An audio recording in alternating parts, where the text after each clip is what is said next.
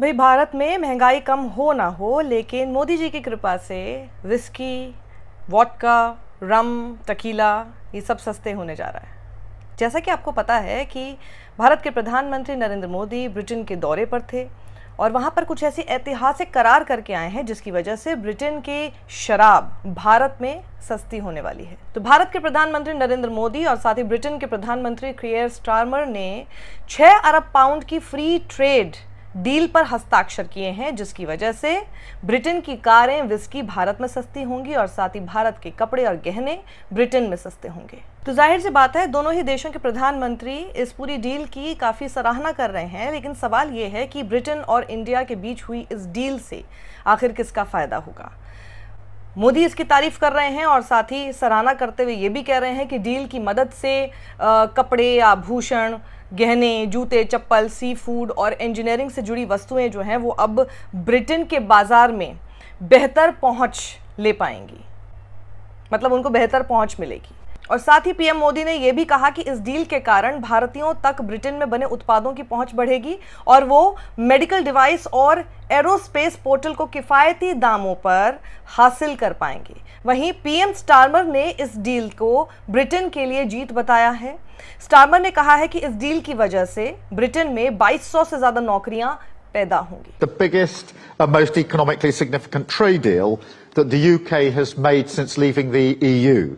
And I think I can say that it's one of the most comprehensive deals that India has ever done. So thank you, Prime Minister, for your leadership and for your pragmatism. And I'd like to thank everybody who's worked so hard to get this deal over the line. और आज ये जो बहुत बड़ी comprehensive deal तैयार की है और कामयाब की है, उसके लिए मैं आपको बहुत बहुत शुक्रिया कहना चाहता हूं प्राइम मिनिस्टर साहब।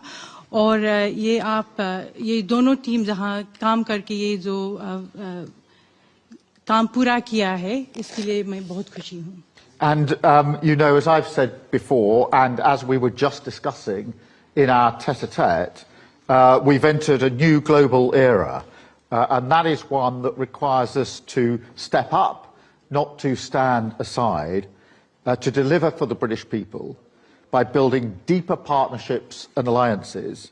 And today is very much confirmation of that approach. Interesting पहलू इसका ये है कि ब्रिटेन की संसद को अभी इसे मंजूरी देना बाकी है और इसमें पूरी तरह से फाइनल और इसका फ़ायदा होते होते जो इसका असर होगा उसको होते हुए कम से कम 1 साल का समय लग सकता है। अब इसमें गौर करने वाली बात यह है कि भारत से ब्रिटेन में निर्यात होने वाले खाने और फ्रोज़न प्रॉन्स पर टैरिफ में कटौती होगी। वहीं कारों के निर्यात पर भी टैरिफ कम लगेगा और इस ट्रेड डील से भारत के इलेक्ट्रिक और हाइब्रिड वाहनों के लिए ब्रिटेन के बाजार तक पहुंच मिलने की भी उम्मीद है।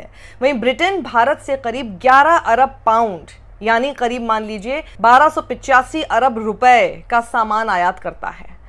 तो टैरिफ कम होने की वजह से ब्रिटेन में भारत से निर्यात किया गया सामान सस्ता हो जाएगा, जिस वजह से ब्रिटेन में भारतीय सामान की खरीदारी बढ़ेगी अगर ब्रिटेन के लोगों को हमारे प्रोडक्ट्स पसंद आए तब, और जिस वजह से हमारा निर्यात भी बढ़ेगा। वहीं एक्सपर्ट्स के मुताबिक ट्रेड डील से ब्रिटेन का भारत से आयात बढ़ सकता है, लेकिन असल सवाल अब इसमें यह है कि क्या भारत में ब्रिटेन इंडिया डील होने से रोजगार बढ़ेगा या नहीं, क्योंकि हमारे लिए डोमेस्टिकली, इंटरनली हमारे लिए सबसे बड़ा मुद्दा है, जहां पर विपक्ष लगातार रोजगार का मुद्दा उठा रहा है। बिहार में होने वाले चुनाव हैं और बिहार में रोजगार मेला लगाता है कांग्रेस, तो हम देखते हैं कि बहुत भारी मात्रा में लोग वहां पर पहुंचते हैं, भारी संख्या में वहां पर हमें भीड़ दिखाई देती है।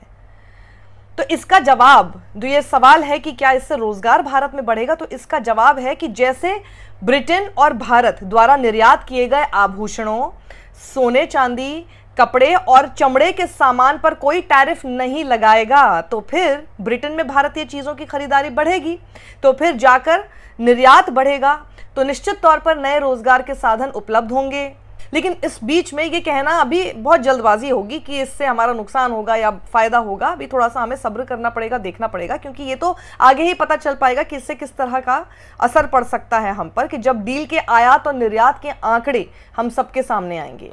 लेकिन पीएम मोदी इस डील से दोनों देशों के सर्विस सेक्टर को फायदा होने की उम्मीद तो जता रहे हैं। अब ये उम्मीद कितनी परवान चढ़ती है, अब ये तो भविष्य में देखने वाली बात होगी। इस डील से ब्रिटेन का क्या फायदा होगा ये भी समझिए। अभी मौजूदा समय में ब्रिटेन से जो सामान हम आयात करते हैं उस पर 15% टैरिफ लगाते हैं, लेकिन इस डील के मुकम्मल होने के बाद देखिए अब ब्रिटेन को क्या फायदा होगा।